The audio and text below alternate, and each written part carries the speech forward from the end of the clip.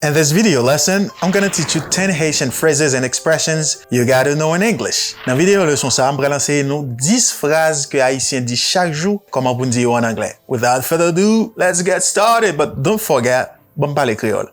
Pas oublier partager vidéo ça. Like li, puis garder vidéo jusqu'à la fin. Quittez un commentaire pour moi dans fin vidéo à hype li. Ça seulement que me demandez non.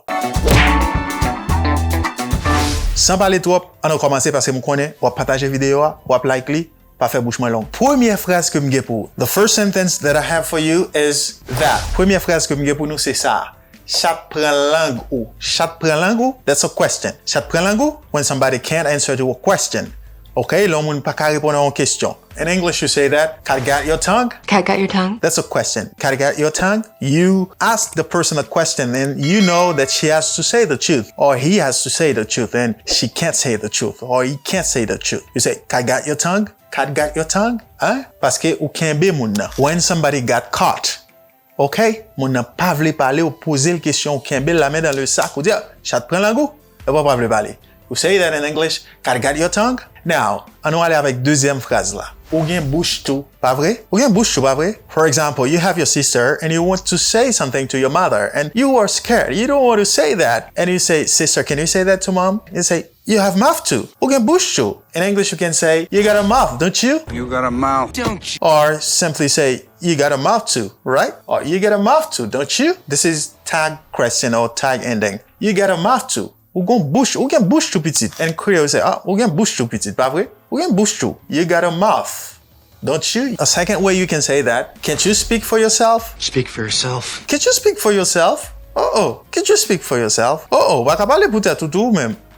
Can't you speak for yourself? Après de di moun al di. Can't you speak for yourself? Ou comment pour dire, ou pas gen bouche tout, ou pas parler pour tête tout même, okay? A third sentence, ou prend pause ou belle. L'on dit mon ou prend pause ou belle. Regardez, il toujours prend pause dit belle, toujours prend pause son affilié. Même moi, toujours prend pause son affilié. Expression. Ou ka dit ça, you think you're cute. You think you're cute. You think you are cute or you think you're cute. You think you're cute or you think you're cute. You think you're cute. Ou penser ou belle. Ou prend pause ou belle ou penser ou belle. Ou propose ou belle. When les moun propose son affilié kounya ou dit you acting like you all that. You're acting like you're all that. Ou propose ou tout ceci c'est là ou. Ou propose ou trop dépassé. Vous comprenez? Ou dit moun propose son affilié. Mais comment on dit ça? You acting like you all that. You're acting like you're all that. You're acting like you're all that. Ou propose son affilié. Gardez li ka propose son affilié. You're acting like you're all that.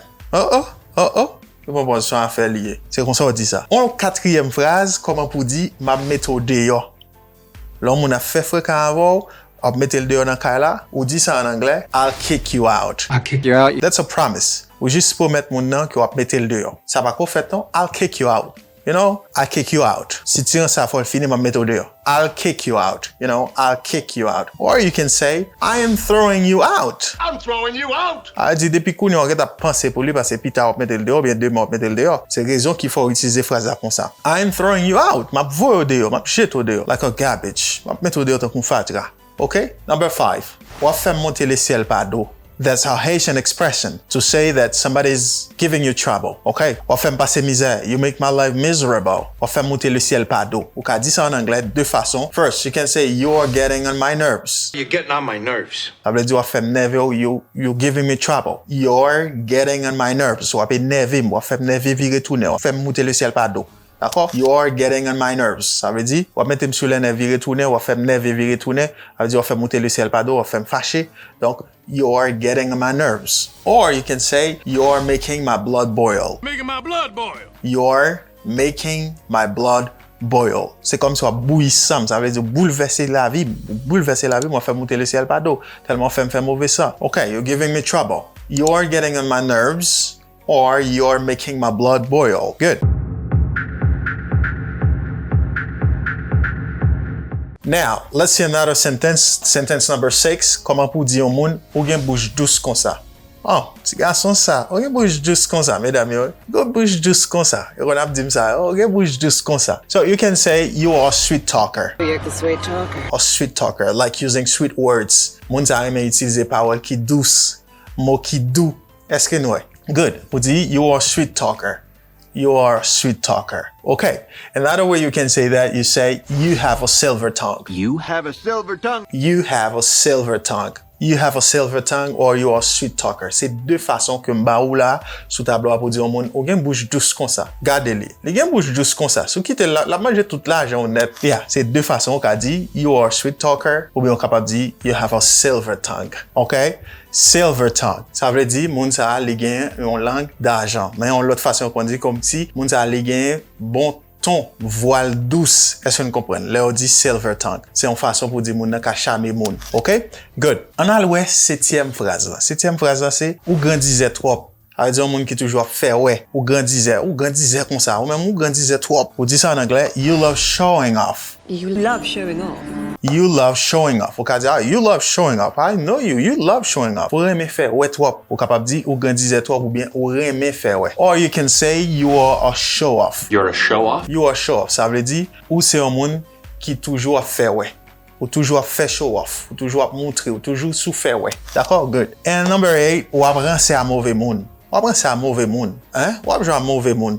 Ah, vraiment cher. Ou dit ça en anglais, you mess with the wrong person. You messed with the wrong person. You mess with the wrong one. You know, you mess with the wrong one. You mess with the wrong person. Après ça, mauvais monde. Et dernier monde, après ça, avec vous. When somebody is mad, when somebody is angry, so angry, say, you mess with the wrong one. Huh? You mess with the wrong one. You mess with the wrong person. In Creole, ou après c'est un mauvais monde. 9, bouche ou parler trop. Ou faisait trop. When somebody is a gossiper. There are some people, they don't speak what they don't see. Yo pas parler ça ou pas ouais. Whatever they see, they say it. Quel que soit ça ou yo dit. Gossiper. You say that in English. You talk too much. You talk too much. Ou parler trop, bouche ou parler trop. You talk too much. Ou faisait trop. You got a big mouth. You got a big mouth. Saying somebody has a big mouth means somebody is a gossiper. OK, c'est comme ça pour dire au monde ou faisait trop. And number 10, ou fait m'ri jouk le saut dans gym.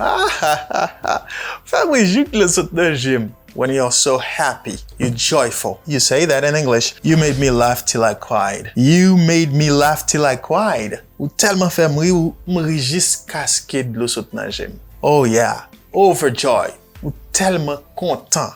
You made me laugh till I cried. Qu'on a ces moments pour partager vidéo, pour like vidéo, pour quitter commentaire pour moi. Écris, moi apprendre dans commentaire. À part de commentaires, questions à poser pour dire ou content, écris moi apprendre. Ça fait me connaître que regarder vidéo jusqu'à la fin. Tout le monde qui écrit moi apprendre, m'a connaître regarder vidéo jusqu'à la fin. Bon me faire rappel pour vous avant m'aller. Là on dit au monde, chat prend langue, on dit cat got your tongue, cat got your tongue. Ou gen bouche ou pas vrai? You got a mouth, don't you? Can you speak for yourself? Ou propose ou belle? You think you're cute? You acting like you all that? M'a mette au dehors.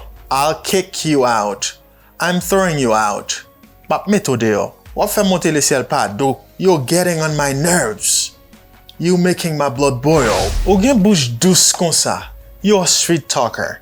You have a silver tongue. Ou gen disait trop. You love showing up. You are show off. Ou après c'est un mauvais monde. You mess with the wrong person. You talk too much. Bouche ou parler trop. You talk too much. Ou faisait trop. You got a big mouth. Ou fait m'ri jouk de l'eau saut nan gym. You made me laugh till I cried. C'est tout ça que m'te gen pour nous. Non pas m'se Daniel, pas oublier partager, like, c'est ça seulement que m'mande nous et puis hype vidéo ça. M'attend nous dans commentaire. M'ral prendre chaise moi là m'chita pour me lire tout commentaire honnête. M'pense gen commentaire qu'a fait m'rito. N'a croisé tout à l'heure.